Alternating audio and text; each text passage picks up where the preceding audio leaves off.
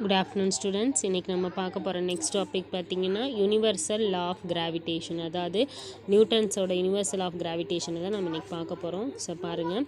So Kepler's லாவை பொறுத்த வரைக்கும் மெயினாக எதை வச்சு அவர் எக்ஸ்பிளைன் பண்ணியிருப்பார் அப்படின்னா பிளானிட்டரி மோஷனை பொறுத்து தான் அவர் எக்ஸ்பிளைன் பண்ணியிருப்பார். பட் ஆனால் அவர் எக்ஸ்பிளைன் பண்ணதை இந்த ஃபோர்ஸஸை பற்றி எந்த ஒரு எக்ஸ்ப்ளனேஷனும் அதில் இருக்காது. ஸோ அதை தான் யார் நமக்கு எக்ஸ்பிளைன் பண்ண போகிறா அப்படின்னா ஐசக் நியூட்டன் எக்ஸ்பிளைன் பண்ண போகிறாரு.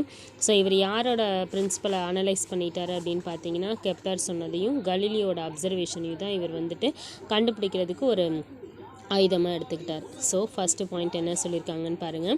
நியூட்டன்ஸ் லா ஆஃப் கிராவிடேஷனை பொறுத்த வரைக்கும் ஒரு பார்ட்டிக்கலோட மாசை m1ன்னு எடுத்துக்கிறோம், அனதர் பார்ட்டிக்கலோட மாசை m2ன்னு எடுத்துக்கிறோம். ஸோ ரெண்டும் என்ன மாதிரி இருக்குது அப்படின்னா அட்ராக்டிவாக இருக்குது. ஸோ இந்த universe with an attractive force. So ரெண்டும் அட்ராக்டிவாக இருந்துச்சு அப்படின்னா அதை நம்ம என்னன்னு சொல்லுவோம், அட்ராக்டிவ் ஃபோர்ஸ்ன்னு சொல்கிறோம். இந்த ஃபோர்ஸ் ஆஃப் அட்ராக்ஷன் அப்படிங்கிறது எதுக்கு ப்ரொபோஷனலாக இருக்கும்னு பார்த்தீங்கன்னா ரெண்டு மாசஸோட ப்ராடக்ட்டுக்கு ப்ரொபோஷனலாக இருக்கும்.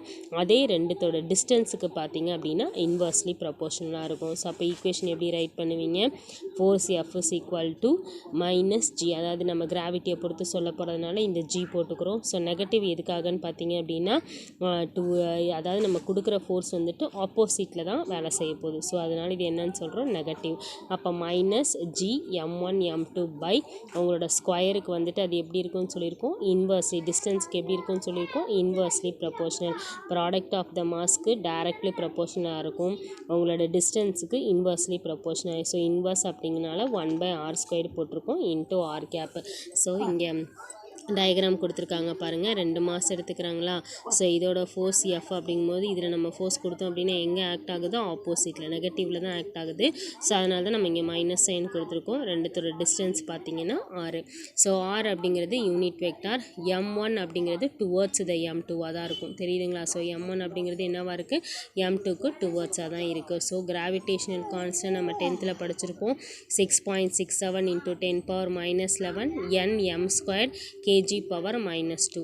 r அப்படிங்கிறது distance between the two masses. ரெண்டு மாஸ் என்னது, m1 m2. ஸோ இந்த f வெக்டார் அப்படிங்கிறது நம்ம எப்படி டினோட் பண்ணுறோம் அப்படின்னா m2 அப்படிங்கிறது டியூ டு m1 இருக்கும். ஸோ இந்த நெகட்டிவ் சைன் அப்படிங்கிறது எதுக்காக போடுறோம் அப்படின்னா கிராவிடேஷனல் ஃபோர்ஸ் வந்துட்டு எப்பொழுதுமே அட்ராக்டிவ் இன் நேச்சராக இருக்கும், அந்த லைன் ஜாயினிங் ஃபோர்ஸஸ்க்கு டுவர்ட்ஸ் த டைரக்ஷனாக இருக்கும். அதுக்காக தான் நம்ம இந்த நெகட்டிவ் சைன் போட்டிருக்கோம். ஓகே. ஸோ இதை நம்ம கோஆர்டினேட்ஸ் படி எப்படி எக்ஸ்ப்ரெஸ் பண்ணுறோம் அப்படின்னா r² = x² + y² + z². இதை நம்ம செகண்ட் லெசன்லேயே பார்த்துட்டோம். ஓகேங்களா. இதுதான்ப்பா universal Newton's law of gravitation. So next அதோட ஃபியூச்சர்ஸ் கொடுத்துருக்காங்க பாருங்கள். ஸோ ஃபஸ்ட் பாயிண்ட் பாருங்கள், உங்களோட ரெண்டு மாசஸோட டிஸ்டன்ஸ் இன்க்ரீஸ் ஆகும்போது அந்த ஃபோர்ஸ் வந்துட்டு என்ன பண்ணும் அப்படின்னா டிக்ரீஸ் ஆகும். So because of inverse dependence of r². எதனால் அது டிக்ரீஸ் ஆகுது அப்படின்னா உங்களோட அந்த ஸ்கொயர் ஆஃப் த டிஸ்டன்ஸ் வந்துட்டு இன்வர்ஸ் ஆகிறதுனால தான் அதோட ஃபோர்ஸ் வந்துட்டு என்ன பண்ணுது அப்படின்னா டிக்ரீஸ் ஆகுது அப்படின்னு சொல்லியிருக்காங்க. ஸோ அப்போ நம்ம ஃபோர்ஸ் கொடுக்க உங்களோட டிஸ்டன்ஸ் வந்துட்டு என்ன பண்ணுது அப்படின்னா டிக்ரீசஸ் ஆகுது. ஸோ அதை தான் இங்கே கொடுத்துருப்பாங்க. இன்க்ரீஸ் ஆக ஃபோர்ஸ் கொடுக்க என்ன ஆகும், டிஸ்டன்ஸ் வந்துட்டு டிக்ரீசஸ் ஆகும். ஸோ இதை எப்படி எக்ஸ்பிளைன் பண்ணியிருக்காங்க அப்படின்னா உங்களோட சன்னுக்கும் எர்த்துக்கும் இருக்கிற அந்த கிராவிடேஷனல் ஃபோர்ஸ் படி யுரேனஸ் அப்படிங்கிற ஒரு பிளானட்டுக்கு நம்ம சொல்கிறோம் அப்படின்னா கம்பேர் டு தி எர்த், உங்களோட சன்னை கம்பேர் பண்ணும்போது யுரேனஸ் அப்படிங்கிறது இருக்கிறதுலே லார்ஜஸ்ட் டிஸ்டன்ஸ் உள்ள ஒரு விஷயந்தான். ஸோ அப்போ அது எடுக்க அதோட டிஸ்டன்ஸ் வந்துட்டு என்ன பண்ணிகிட்ருக்கோம் அப்படின்னா குறைஞ்சிக்கிட்டே வரும். ஓகே. ஸோ நெக்ஸ்ட் பாயிண்ட் பார்த்தீங்க அப்படின்னா ரெண்டு பார்ட்டிகளுக்கு இடையில் நடக்கிற அந்த கிராவிடேஷனல் ஃபோர்ஸ் வந்துட்டு ஆக்ஷன் அண்ட் ரியாக்ஷன் பேர்னு நம்ம சொல்லலாம் அப்படிங்கிறாங்க.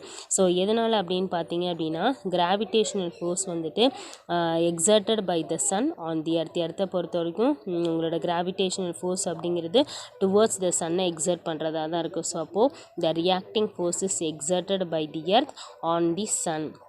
அப்போ ரியாக்டிங் ஃபோர்ஸ் அப்படிங்கிறது என்ன பண்ணுது, எர்த்துலேருந்து உங்களோட சன்னு மூலயமா எர்த்துக்கு வந்துட்டு அது எக்ஸர்டட் ஆகுது. ஸோ இதுதான் நம்ம ரியாக்ஷன் ஃபோர்ஸ் அப்படின்னு சொல்லிட்டு சொல்கிறோம். ஸோ நெக்ஸ்ட் பாயிண்ட் பாருங்கள். ஸோ அடுத்த பாயிண்ட் பார்த்தீங்கன்னா, நம்ம அப்படி ஒரு ஃபோர்ஸ் அப்ளை பண்ணுறோம் அப்படின்னா அது வந்துட்டு டார்க் எக்ஸ், அதாவது any one of the forces into perpendicular distance. அப்போது ஒரு எர்த்து வந்துட்டு நம்ம கொடுக்குற ஃபோர்ஸ் மூலயமா அது டார்க் எடுத்துக்கிச்சு அப்படின்னா இட் இஸ் ஈக்குவல் டு 0. அப்போ tau vector is equal to r vector cross F vector. ஆருக்கு அப்படியே போட்டுக்கோங்க. எஃப்க்கு நம்ம கண்டுபிடிச்சி வச்சுருக்க universal of gravitation is equal to 0. நமக்கு தெரிஞ்சது ஆர் கிராஸ் ஆருங்கிறது என்னது 0. அப்போது டவ் 0வாக இருந்துச்சு அப்படின்னா உங்களோட ஆங்குலர் மொமெண்டமும் என்னவாக இருக்கும் 0வாக இருக்கும். ஸோ அப்போது ஒரு சன்னை சுற்றி அதோட பிளானட்டோட மோஷன் வந்துட்டு எப்படி இருக்கும் அப்படின்னா towards the angular momentum Kepler second லாவை பொறுத்த வரைக்கும் 0 தான் அப்படின்னு சொல்லிட்டு கன்க்ளூட் பண்ணியிருக்காங்க.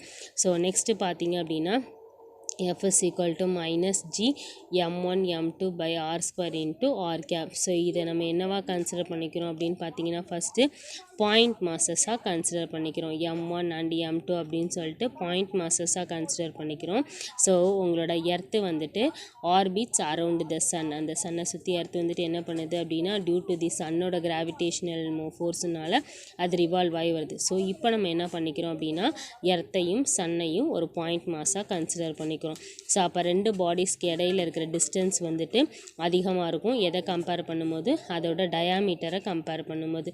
அதே ஒரு ஸ்மால் டிஸ்டன்ஸுக்கு எப்போ வரும் அப்படின்னா சம் இர்ரெகுலர் ஆப்ஜெக்ட்ஸுக்கோ இல்லை உங்களோட எக்ஸ்டெண்டட் ஆப்ஜெக்ட்ஸுக்கோ நம்ம செப்பரேட் பண்ணி வைக்கும்போது அது டிஸ்டன்ஸ் குறைய அது வந்துட்டு அதிகமாகும். ஸோ மேத்தமெட்டிக்கல் ஃபார்முலா நம்ம இதை எப்படி எழுதணும் அப்படின்னா ஹையர் கிளாஸில் ரெண்டுக்கும் தனித்தனியாக உள்ள, அதாவது எர்த்துக்கு தனியாக உங்களோட சன்னுக்கு தனியாக உள்ள அந்த கிராவிடேஷனல் ஃபோர்ஸ் வந்துட்டு நம்ம தனியாக பிரித்து அதுக்கு உரிய கிராவிடேஷனல் கான்ஸ்டன்ட்டை நம்ம படிப்போம். ஓகே, ஸோ நெக்ஸ்ட்டு பார்க்கலாம். ஸோ அடுத்து பார்த்தீங்க அப்படின்னா ஸ்மால் டிஸ்டன்ஸ் ஏதாவது ஒரு ஸ்பெஷல் கேஸ் எடுத்துகிட்டு அந்த மாஸோட ஸ்மால் டிஸ்டன்ஸை நம்ம எப்படி கால்குலேட் பண்ணலாம் அப்படின்றத சொல்லி, இப்போ ஒரு எர்த்தாக இருக்கட்டும் இல்லைனா ஒரு மூணாக இருக்கட்டும் அதுக்குள்ளே இருக்கிற ஒரு ஸ்மால் டிஸ்டன்ஸை நம்ம எப்படி கால்குலேட் பண்ணலாம் அப்படின்னு சொல்லியிருப்பாங்க. ஸோ அட்ராக்ஷனை பொறுத்த வரைக்கும் ஒரு ஹாலோ ஸ்பியர் எடுத்துக்கிறோம், அதோட மாஸ் எம்முன்னு எடுத்துக்கிறோம். அதோட யூனிஃபார்ம் டென்சிட்டிக்கும் உங்களோட பாயிண்ட் மாஸ்க்கும் அவுட் சைடு த ஸ்பியர் வந்துட்டு உங்களோட பாயிண்ட் மாஸ் வந்துட்டு எப்படி இருக்குன்னு பார்த்தீங்கன்னா ஈக்குவலாக இருக்கும். ஸோ இங்கே கொடுத்துருக்காங்க பாருங்கள் உங்களோட மாஸு. ஸோ இந்த உள்ளுக்குள்ளே இருக்கிற ஒரு சின்ன விஷயத்தோட மாஸை வந்துட்டு நம்ம என்னவா கன்சிடர் பண்ணிக்கிறோம் அப்படின்னா பாயிண்ட் மாஸ். இந்த பாயிண்ட் மாஸை நீங்கள் கால்குலேட் பண்ணிங்க அப்படின்னா ஓவராலாக இதுக்குள்ளே இருக்கிற மாஸை வந்துட்டு நம்மளால் கால்குலேட் பண்ண முடியும். ஸோ இதுதான் இதில் கொடுத்துருக்க பாயிண்ட்டு. ஸோ நெக்ஸ்ட் பாயிண்ட் பார்த்தீங்க அப்படின்னா ஒரு ஹாலோ ஸ்பியர் எடுத்துக்கிறோம். அதே மாதிரி அதோட மாஸ் பார்த்தீங்க அப்படின்னா M. So inside the hollow sphere பார்த்தீங்க அப்படின்னா அதோட மாஸ் வந்துட்டு என்னவாக இருக்கும் 0வாக தான் இருக்கும். ஸோ இதுதான் அவங்க எக்ஸ்பிளைன் பண்ணியிருக்க வந்திருக்க விஷயம்.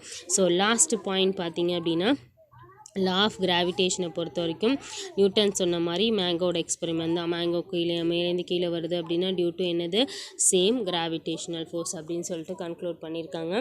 ஸோ இது இன்றைக்கி பாருங்கப்பா, எதுவும் டவுன்ஸ் இருந்துச்சுன்னா கேளுங்க. கொடுத்துருக்க டெஸ்ட்டை கொஞ்சம் எழுதுங்கப்பா. தேங்க்யூ.